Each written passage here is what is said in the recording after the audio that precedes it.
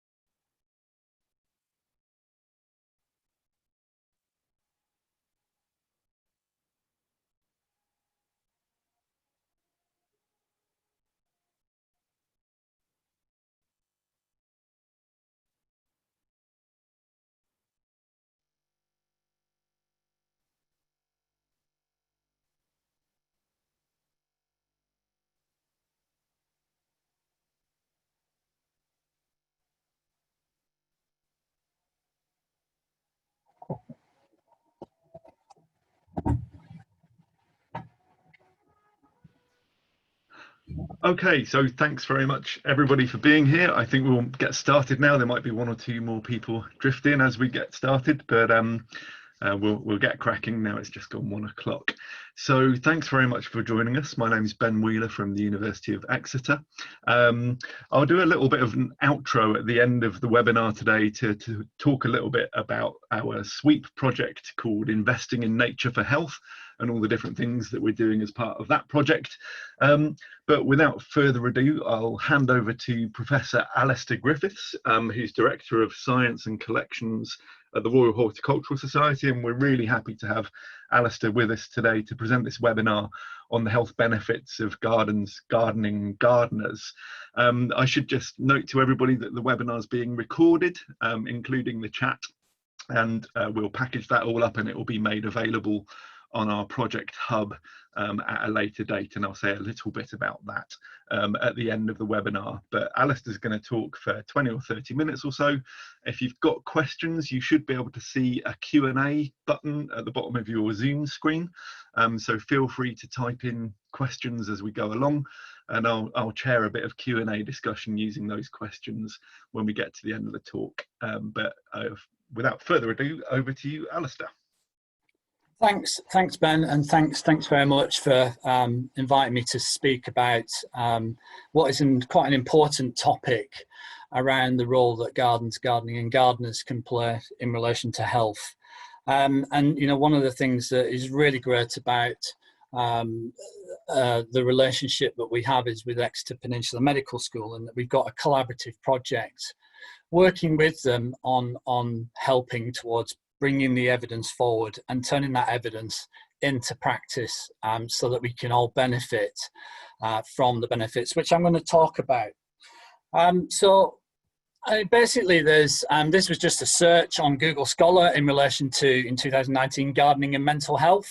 So you can see that there's been a lot of papers around the natural environment and mental health, but there also has been this increasing number of sort of evidence papers that have been come to the fore. Now, there's some particular ones which Chanda Bell and myself, and working with Natural England, the RHS, produced just recently this year, where we analysed some of the national MENE survey areas, and we had 8,000 people that we looked at. And what we found was that people who spend more time in a garden reported good health, higher psychological well-being, and greater physical activity if you compared that with people who don't spend time in the garden or don't have elements of gardens. Following on from that, we also did a survey at the RHS during the period of lockdown. And what we found is that 71% out of 2,000 people that were surveyed said that their garden had helped their mental health during the lockdown period. So, I mean, I think many people, be it a pot plant in their house, or be it a balcony, be it a communal allotment garden where people are still gardening, although sort of social distancing, and your garden itself, I think has been a major coup in regards to helping people during what has been quite a tough time. And there's some other evidence as well about Brindley in 2017. What he also talked about was that, and what the researchers talked about was garden size matters. So they did some work based on the 2001-2011 census, and they found that the smaller the garden size, the decrease in the health benefits. And therefore, what we need to look at is regards to any new housing, we need to make sure that garden size is correct, or actually gardens are part of that. Because if we don't, it could have an adverse effect or impact on health. And I'll talk about some of the benefits as I go through the talk. In 2010, Agnes Vanderberg, what she did is she did an experiment measuring cortisol levels, which is a direct measure of stress. It's saliva cortisol. And what she did is she stressed people with a strop test, and then she measured the restoration time frame by measuring cortisol levels and mood scales. And she compared that with people who were stressed and did gardening, and with people who were stressed and sat down and read a book. And what she found was that stress restoration decreased, so cortisol levels reduced in those that both gardened and those that both were reading. But there was a significantly more for gardening. So again, the evidence is continuing to come forward, both from a psychological and a physiological perspective. Sorger et al. In 2017 wrote a sort of a review, a meta-analysis of gardening. And that paper in its abstract concluded a regular dose of gardening can improve public health. And then, from the UK and beyond, there's quite a number of international papers, certainly one just recently from India, some from US, some from Australia, some from New Zealand, all saying exactly the same thing, that gardening has this benefits in relation to health and well-being. And green space within cities, which is cultivated landscapes, it is in the fact, it is gardening. The WHO World Health Organization have produced two really thorough reviews on the benefits of health in relation to green space. The King's Fund report that was published several years back talks about the implications for policy and practices on gardening and health and how it has benefits. But we do need to relook at that and to actually see how much of what was put in there has been addressed from a policy and a practice perspective. I still think there's more work to do. And then the RHS has got another 4 papers currently in press that will provide even further information around and support around those aspects. And one of the challenges that we face is this element of a philosophical challenge, which is around plant blindness. And this was talked about by Wannensee and Slouser in 1998. And basically what they were saying is that many people have the inability to recognize the importance of plants, and ranking plants as inferior to animals. And therefore, if these plants are unworthy of human consideration, why would we bother looking after them? And the kind of other authors and researchers have said this plant blindness is a form of philosophical disease, and the only way that we can maybe help to restore that is make people more familiar about the plants that they have. So having plants directly on people's doorsteps, having them within an environment is quite critical in relation to reconnecting or connecting people with plants, so they see the benefits and they help to protect them. So we are animals, and we do need to safeguard ourselves from extinction. Lord Nigel Crisp, who is the former CEO of the NHS, sees that this preventative healthcare approach, as do many others, see that preventive healthcare is one of the solutions to it. He says on his website, health is made at home, hospitals are for repairs. So we shouldn't be looking at how do we make sure that we're upstream, we're curing these diseases. So it's important we continue that research and do it, but we should also look at the real opportunities about creating more habitat-dependent environments within our cities, because the more we can prevent the illness, the less people that are going to be put within those areas. And Eric Fromm was the first really to talk about the biophilia hypothesis. Bio meaning life, and philia the love of living things. And then that was followed by Kellert and Wilson. And basically it's about this innate element of a human being an animal and needing to have a love for nature, whereby we go towards things that we love and we get good happiness and balance from that, but we'll move away from things that are perhaps scary. And then the other guy is Siru, and I think there's a lot linked in with the autonomic nervous system. So if you see the image that I've used from Siru, basically in city environments, you don't have the ideal environments, and therefore your physiology linked to your nervous system, which likes to try and keep our bodies in homeostasis, keeping it single, isn't being fulfilled. So therefore you tend to look on the right-hand side of that, where you have issues to do with stress and increased pressure. Putting green space and gardens back into our cities will help towards reducing some of these pressures.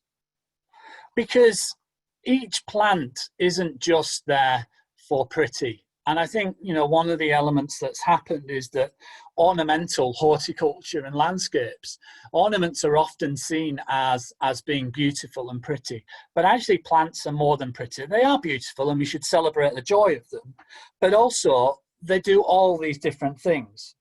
And, there are 24 million gardens in this country and 50% of the population actively gardening. And for the economy, in 2017, Oxford Economics valued it at 24.2 billion to national GDPR. And there is a lot more room for growth, plus resolving some of the environmental and health issues that we face today.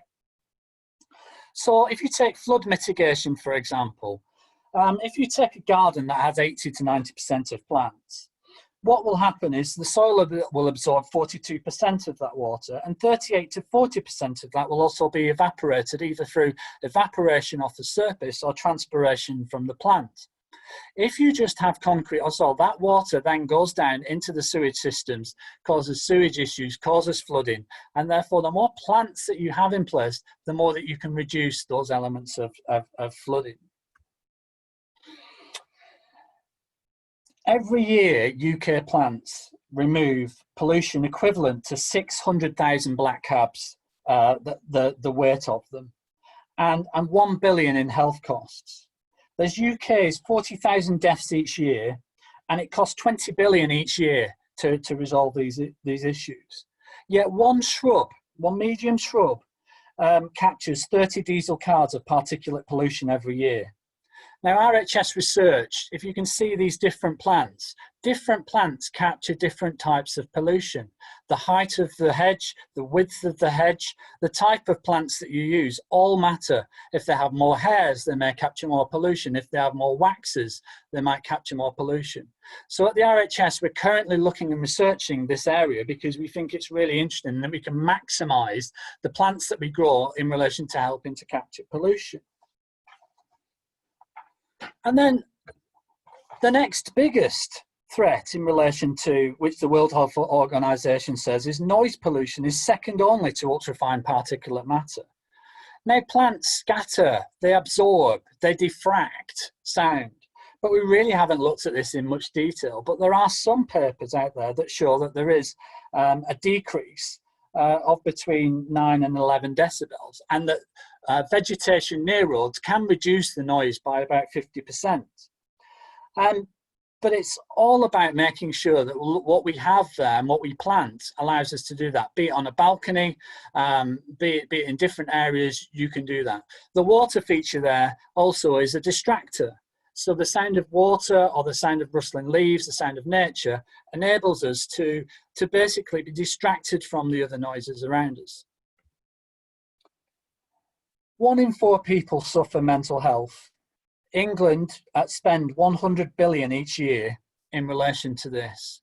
There is more and more evidence linked to these theories that you can see on here: stress reduction theory, attention restoration theory, prospect refuge theory, mindfulness and flow, that are showing that nature and gardens and gardening can restore people and restore their health. So in the way that we garden, we are literally in an element of cultivating the mind, and therefore we need to make sure that we continue to do this. There are a number of programs like EcoMind that have done nature-based therapy programs, and a lot of the time it does go back to gardening. And what we have is we encourage wildlife into our gardens, and there's been some research again in relation to, you know, we know very much how to encourage and bring wildlife in. The RHS has done a huge amount of work in relation to looking at wildlife. But there's an element of also looking at what wildlife can distract us. So a bee, for example, if a bee flies past you or a butterfly or something, already you're distracted by it. You see it, you see the butterfly flying away. For that moment in time, you forget everything else other than, oh, that's a pretty butterfly. And that's what the restoration theory is. It takes you away from the day-to-day life and it reconnects you back in that moment in time. Now, there was a study at Surrey University that looked at which birds' songs can give you most restoration. And at the top 3, dunnock, greenfinch and blackbird were the top. So encouraging those into your garden. By the way, the bottom ones were, and certainly when I lived in Cornwall, seagulls was one for me. But actually, interestingly, people that don't live by the sea have a more liking for seagulls, but also magpies and crows, because of the type of tonality of those birds was not particularly effective for us. Equally, there are theories that when birdsong is around and when multiple birdsong is around, it means that predators aren't around. It hasn't been proven as yet, but it's something that sort of maybe helps us to keep safe, because keeping safe helps us in relation to feeling well and restored. Scent. So there's overwhelming evidence now around lavender, and you can, you know, have a little hedge, you can have it in a container on a balcony, you can even bring a plant indoors for a little while, or bring in the cut lavender. It has a direct effect on the brain and impacts some of the inhibitors within the brain. The full mechanism is not fully understood, but certainly lavender is now being prescribed in relation to relaxation. And there was a piece of research that showed that lavender increased deep, slow wave sleep. So having some by your bed, if you like the smell of lavender, means that, and the people that did this test, they slept next to it, and it showed that they had reported higher vigor after they slept next to it. So rosemary as well. Rosemary is is another one that Dr. Mark Moss did some work on, and what he showed was that it improved alertness and reduced anxiety. And there are all sorts of scents that can be included in the garden. And scents are about things that people like. So, for example, I love the smell of chocolate, and therefore there are a number of plants like chocolate cosmos, chocamocha. There is a shrub which is called a Zara, which has a lovely scent of vanilla chocolate. Bringing these nice scents into your garden can bring a form of happiness and a form of balance towards how you feel. Colour is another one, and I think, you know, within landscapes and design, looking at how we design gardens for colour has often just looked at the colour wheel, and has been quite crude. And I think what we probably need to start to look at is how colour impacts us neurologically and psychologically. We are doing a study with the University of Virginia, and we've looked at hot and cool colours. And that's in process at the moment, and we're hoping that we found some interesting results, and we're hoping that we can publish it quite soon. But what is found in relation to psychology of colour is that, without any doubt, across the world, except one tribe, the Hindu tribe, universal preference for colours tend to be blue and green. Purples are close next in relation to that. And people have, I think that's linked to the fact that blue is linked to the sky and the sea, and that green is linked to nature. And I think, you know, so when you see big, bold statements of blue like this, and green elements that are on the top left-hand side, it does bring a form of relaxation to you. The sunflower, there's also a scientific piece of research that was done on colour, and it was looking at the colour yellow. And of 400 countries, the colour yellow linked to the emotion joy. What was interesting about that study was that people who lived further and further away from the equator and didn't have as much sun saw yellow as more joyful than those that lived in the equator. So again, the way that we use colour in perspective of age, in perspective of whether it's a culture, a geographical, within our garden landscapes, and how we evoke emotion, both psychologically and physiologically, there's still a lot of research to be done. So we're working and looking towards that. Now, if you look on the NHS website about vitamin D, basically, it's almost perfect. It fits perfect with the calendar of gardening.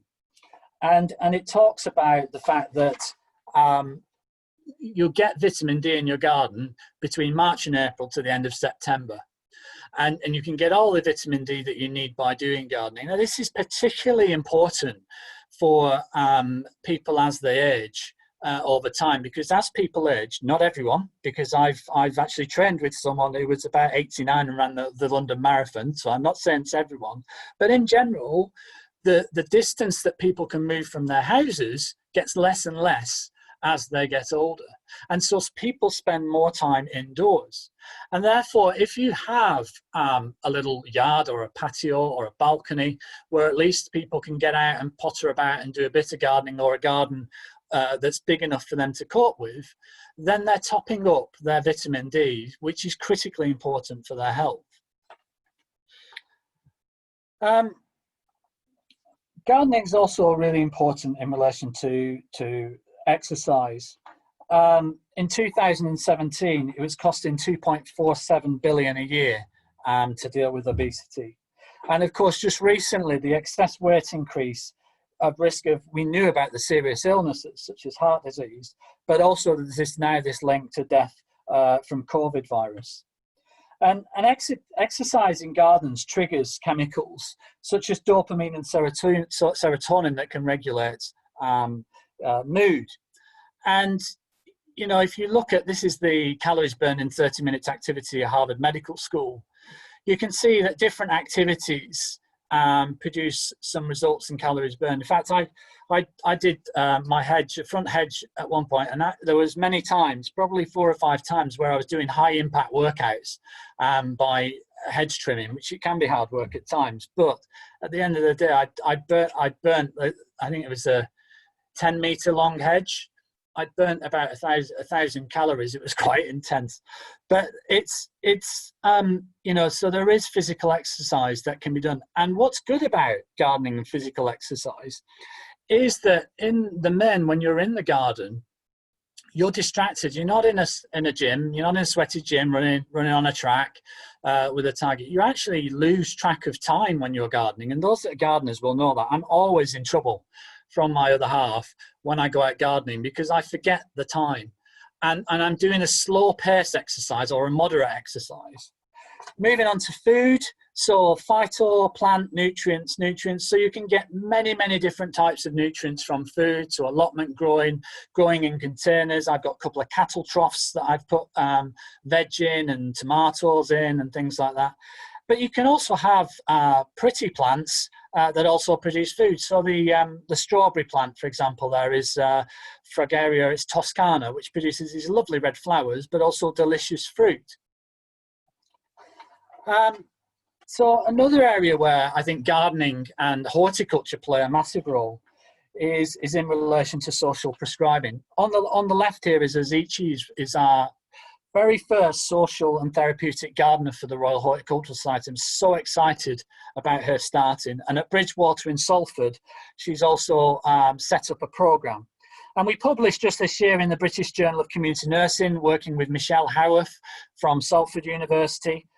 And we did a 12-week pilot project, and we measured the Edinburgh-Warwick or Warwick-Edinburgh scale. And what we found was that the measured well-being of those individuals that did the 12-week pilot project significantly improved in relation to well-being scores. And also in relation to people not being isolated. And isolation is a big issue again, and gardening is a great connector of all social and all cultural backgrounds. And you know, there is a number of papers out there that show that the more isolated you are as an individual, the more risk you have because you don't have that support mechanism for your health. So that was a really good program, and it's going to continue with development. And then on the right-hand side, I'm a trustee of something called People and Gardens, and I have been for about 5 years. It's based in the Southwest. It's based at the Eden Project and Heligan Gardens. And it's a supported work project. And what they do is they use horticulture to promote physiological and emotional well-being. And I've seen this firsthand. It transforms people's lives. And not only did it transform these people who have physical and emotional challenges, but it also transformed my life because it meant that I connected with a diversity of people that I wouldn't have necessarily connected with. And I saw how important it was that we included all people in things that we do, and how actually all people can make a massive difference to a collective approach. The key areas that this group, and it's Ken Radford who sort of leads on this with Lorraine Radford, is around competence, choice, respect, participation and presence. And they're major things for people who have different conditions, and they built skills in relation to growing vegetable and emotional fulfillment. And emotional fulfillment for us is really, really important. And again, I think many people will understand this. Having people together and working in community has been very difficult during the COVID crisis. That network of people and social connection is critical, and bringing people together is really important. So having that social prescribing and that community link can be a preventative healthcare thing, be it from the very, very important social and therapeutic horticulture that is practiced and prescribed, right the way through to community like In Your Bloom and those elements for gardens. So social prescribing is becoming quite a big thing. I think it's very important. It links to preventative healthcare, and I think gardening plays a major role within this, and gardeners can support that. So this is a project that I just wanted to share with you that's in press. So I'd really appreciate that the next couple of images are not shared widely because we're waiting for response from Landscape and Urban Planning on this, and it's got some data within it that I wanted to share with you because I think it's important. This is working with Sheffield University, and the key person, it was a PhD project co-supervised by myself and Ross Cameron at Sheffield University Landscape Department. And the key thing that we were looking at is, what if we put a small bit of garden in an area where people actually don't like gardening, and an area where there isn't much garden, in an area where it's really, really small and there isn't much space. What impact would that have on people compared to a control street? And how would we measure that physiologically and psychologically? So we did that study, and we started it several years back. And this is what we did. It's a very small amount of green space. So in April, you can see that's what it looked like. And in August, it was 2 tiny little containers, which were self-watering, and a tree put within that area. And that was put throughout the whole street. So you can see that just a tree in each street, in each garden, which is a small tree, it's the right tree to grow in that space, makes a difference. But we wanted to say, yes, okay, so aesthetically, that does make a difference. And it'll continue to make a difference. But how does that impact in relation to stress? So when we looked at it, we measured a baseline data, and we measured the post-intervention after greening. And we saw a 6% decrease. Now, to put that in context, that's equivalent to 8 mindfulness sessions. That's 16 hours sessions that gave the same result as just greening these small areas. So just imagine, and this is at a small scale, just imagine what you could do if you increased the amount of green space. There will be a point in time where it sort of stops in relation to restoration or helping with stress. The other thing is that we measured cortisol levels. So what we did is we graded cortisol into 3 bands. There were those that had a normal cortisol curve, healthy, those that were very, very stressed, and those that were in between. And what we found was at the start of the experiment, we measured about 23% of the people had a normal cortisol curve. And then after the experiment, 56% of the people had a normal cortisol curve. So again, this is the slide really that I prefer that you wouldn't share widely, because this is going to be published very, very soon, we hope. So what else is great about gardening is that, and we've just, we published several years back, Gardening in a Changing Climate. There's a lot to do in relation to gardening, and gardening and horticulture and landscaping is an industry. We are the gardening capital of the world. We have the expertise and knowledge around how to garden. We're beginning to understand how garden plants can be more than just pretty. And we have 50% of the UK population out there who we can provide information to that can truly make a difference on the ground to both our environment we live in and the way that we garden. And that does have an economic impact, and it does have a massive impact on being able to deliver things like the 25-year environment plan, like the national health strategies, like the transport strategies. It cuts across many, many departmental governments, and it also ties into many things that we can do in relation to creating jobs in rural environments and increasing green care. It's almost a win-win situation.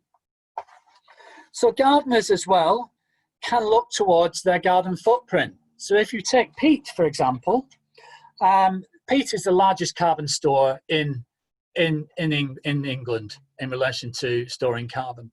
And peat can have an issue in relation to not only will you take the carbon store away, but also when you damage that peat, it also can release carbon dioxide. There are now many alternatives, peat-free medias that you can use that are much better in relation to gardening.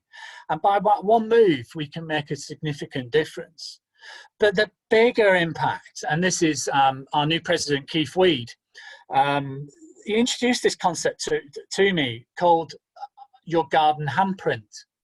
And I think it's such a powerful message, because often climate change is really challenging for people to understand. What can I do? I haven't got anything that I can do, but you can take action with your handprints as gardeners, and how you garden can actually benefit and help towards reversing the impacts of climate change, be it through carbon sequestration, be it through flood mitigation, be it indirectly through pollution capture, through the things that I've talked to you about.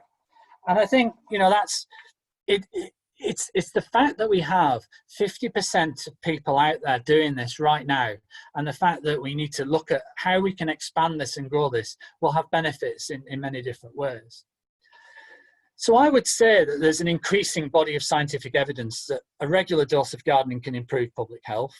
There are now numerous studies that provide the robust evidence for positive physical and mental effects on gardening and health. And I would argue that there are very few, if any, other activities that can achieve all the things that gardening can, in particular the measurable impact on active lifestyles and mental well-being. And what do we need to do? What do we need to do as individuals, as local governments, as planners, as councillors? Well, we need to improve existing green space and private gardens everywhere. We need to make sure that we have more and that the quality is right. We need to better understand what types of plantings can have the maximum benefits for the things I've talked about. We need to expand and create new green spaces and gardening opportunities. We need to remove barriers. In the front garden experiment, I had to get permission to put garden material on a front pavement because there were issues. We need to find out why that is an issue and how we can overcome that, because the benefits far outweigh the things that are detrimental, which I think was linked to health and safety issues. We need to engage with other government departments. So this isn't just an environmental issue. This isn't just a DEFRA responsibility. This is a health responsibility. It's a transport responsibility. It's an education responsibility. It cuts across. It's a community responsibility. In tourism, the majority of people come to the UK because we're green and pleasant land. So we need to make sure that we keep that, and through building and developing, not remove what we're renowned for. And we need to make sure that we have a preventative natural health care through supporting social prescription, supporting natural health care elements, and providing funding for those projects that are doing exceptionally well already so that they can carry on.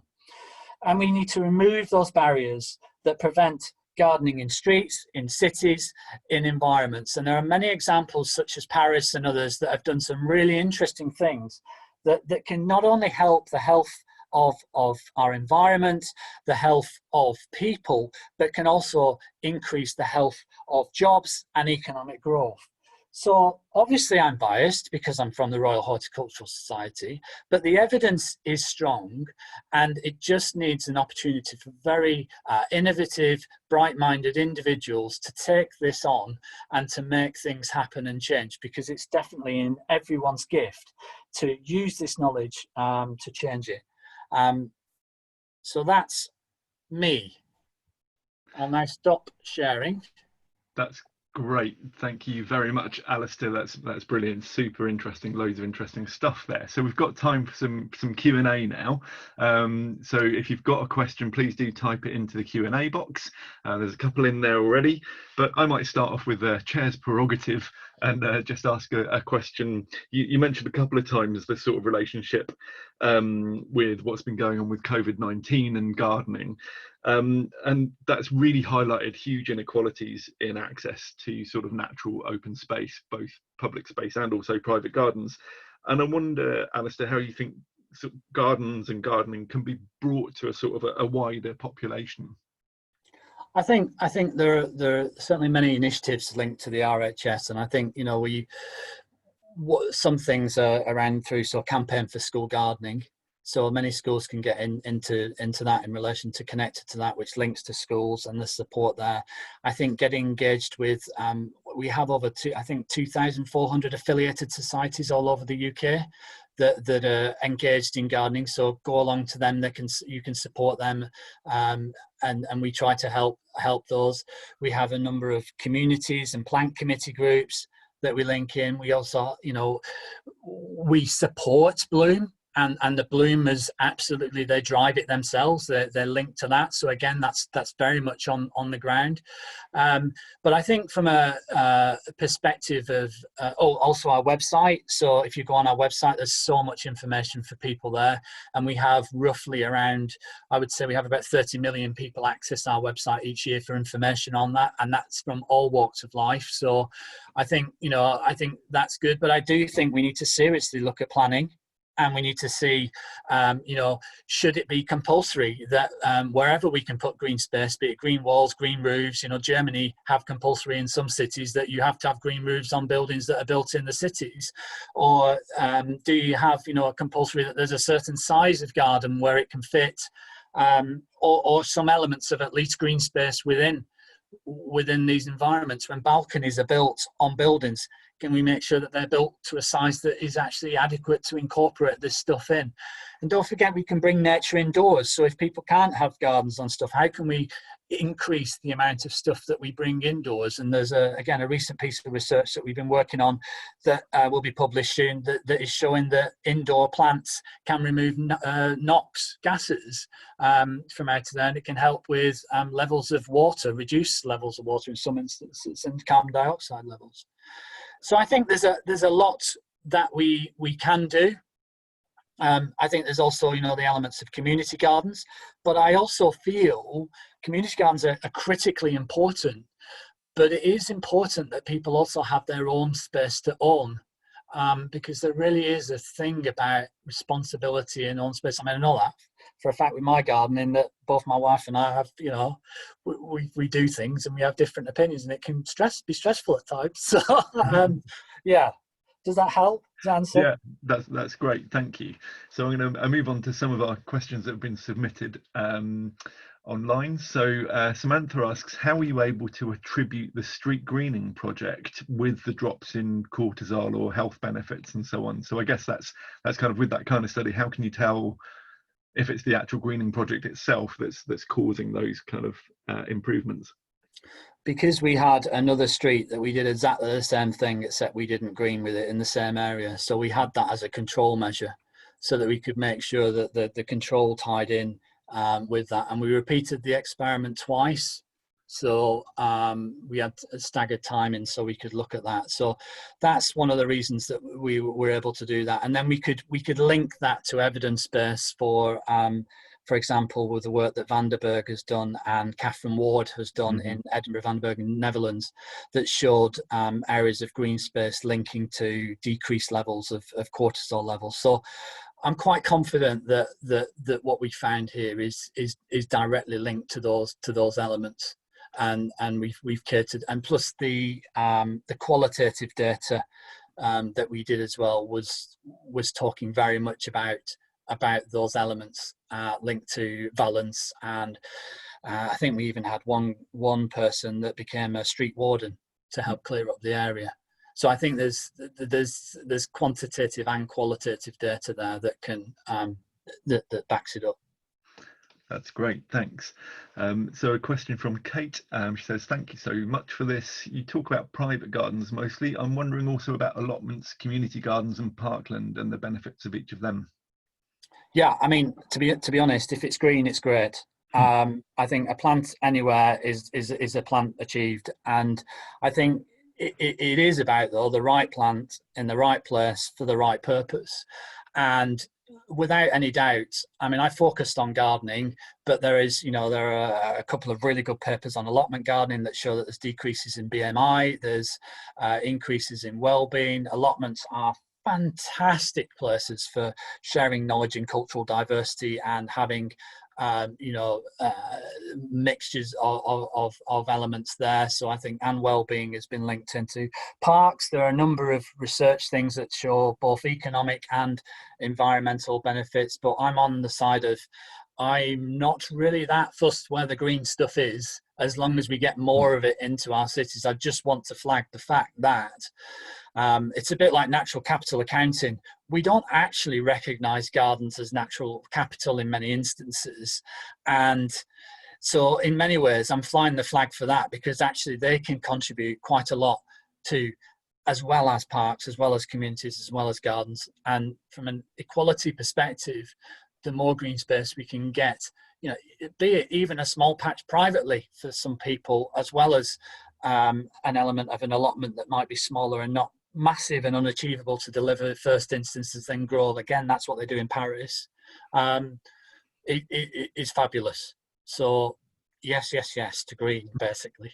That's great, thanks. Yeah, and I'd actually agree, and I think that increasingly in the research we're recognizing that, you know, for a long time research has been kind of just generically about green space and just thinking about, you know, what's green and what's not, whereas I think all the different kinds of spaces and places that you talk about are potentially all really important for different people, for different purposes, through different parts of our life course and so on. And in our research, we're trying to kind of pick that up and just try and think a bit more nuanced about the different types of environments and what they might do for us. Okay, moving on. Question from Victoria. So gardening is an immersive practical experience that encourages creative choice making and the development of practical skills. Do you know of any studies related to the impact of creative art and craft elements that are integral to gardening interventions and their impact on well-being? I think there are a number that have looked at, and again, this is going back to the area that is fascinating me, and we've just employed, linked with Sheffield University, or we've just got a 5-year postdoctoral fellowship, which I'm so excited about, who is Lauriane Chalmin-Pugh, who did the PhD study on the Salford time. So she's already ahead of the game in relation to the research.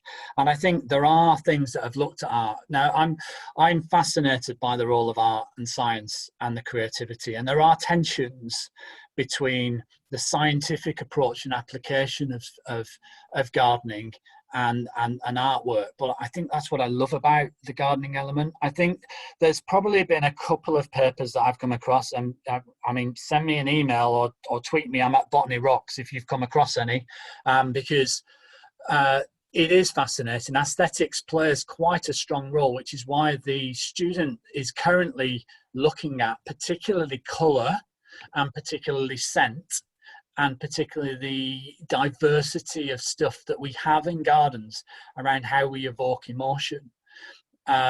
Because you're right. I think the type of landscaping that we do. I mean, just imagine if we could work out, like we've worked out for wildlife, we work out for humans about how we optimize and maximize the well-being benefits as you walk in a street past plants. Not only it'd be a multiple thing, carbon capture, flood mitigation, so you'd have mixtures of plants. I'm not talking about a monotonous same group of plants. But I think art is so important, and I've worked with many artists on art science projects. And we've just got to make sure that creativity is continued to put in. And I think garden designers are seeing this, and I'm beginning to use it. I mean, Matt Keatley, who I worked with on the Your Wellbeing Garden book, it was great batting stuff back and forth and working through the tensions of what I see as science and the art tensions, and bringing those together to create something far stronger. That's great. Thank you. Really interesting stuff. Trevor's got a question asking, are you aware of any examples where gardens and gardening has been used to help recovery after illness or injury, secondary prevention, if you like, within the context of a hospital? Yes. So there is an amazing project called High Ground, which works with soldiers. It's not necessarily hospitals with post-traumatic stress disorder. There are a number of projects that link to cancer. There's the really exciting, well, actually they're all exciting, and there's more and more happening. And there are about 4 doctors that do social prescribing linked to gardening. Tower Hamlets is another great project. Bromley by Bow Centre is another great project. Horatio, which was a sad story. Basically, they were their son, unfortunately, he was the one that got sadly killed by the polar bear. You may remember it several years back, but they've created, he wanted gardens in a spinal injury clinic, and they've done gardens in that clinic.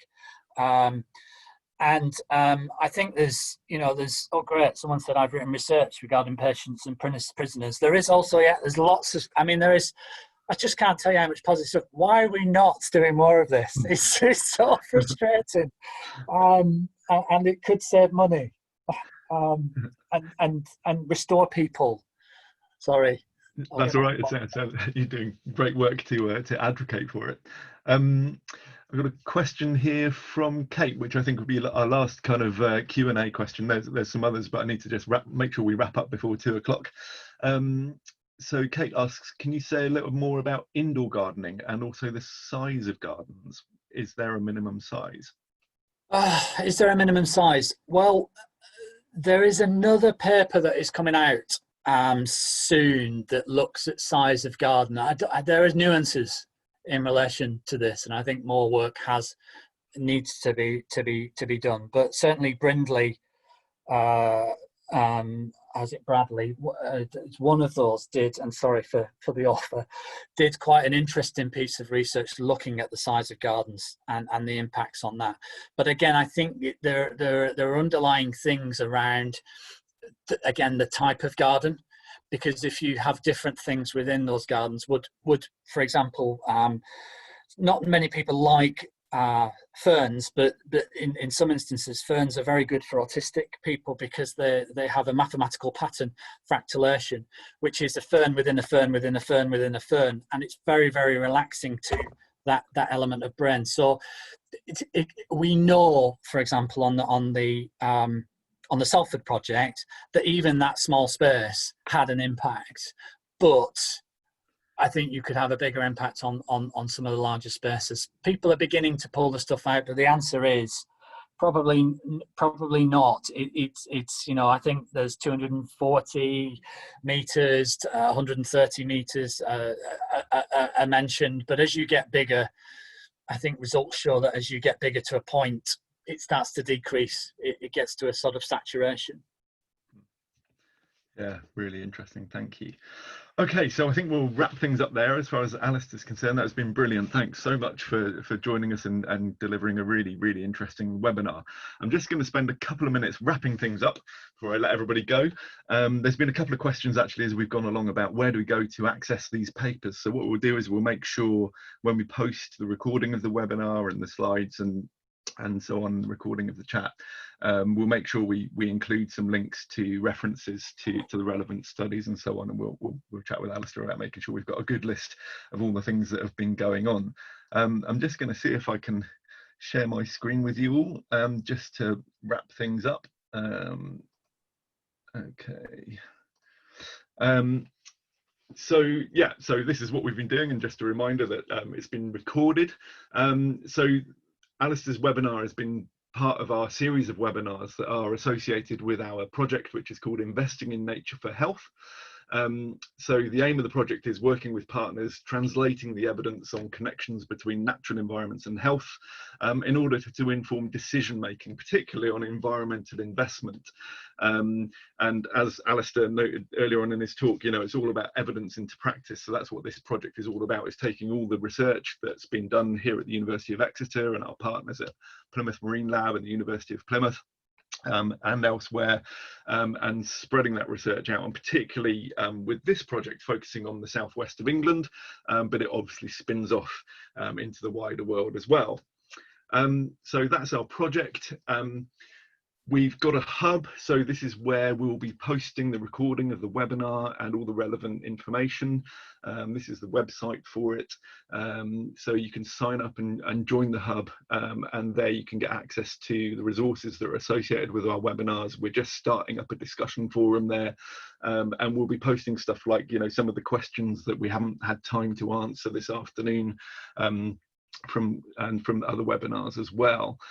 So that's where you can go for some more info. One of the recent things we've put up there is this resource called Making the Most of Green Space for People's Health. This is something that we've produced in collaboration with a whole bunch of different local authorities and Public Health England, the World Health Organization, a bunch of different organizations, creating this kind of brief guidance document and a set of resources on making the most of green space for people's health. And our next webinar, if you're interested to join in with this kind of thing again, is going to be on the Plymouth Green Mines project. So we'll be really happy to have Zoe and Gemma from the Strategic Planning and Infrastructure Department at Plymouth City Council. Their webinar will be on the 25th of September in the same time slot. And there's already a link up on our website that you can sign up to join that webinar and be notified. But we'll make sure we notify everybody when all the relevant materials from this webinar have been posted up on the hub, so you can get access to those and links to references and all that kind of stuff. So it just remains for me to say thank you very much once again to Alistair and to all of you for joining us here for the webinar today, and hopefully we'll see you again in September, if not before. Okay, thanks very much. Bye everybody.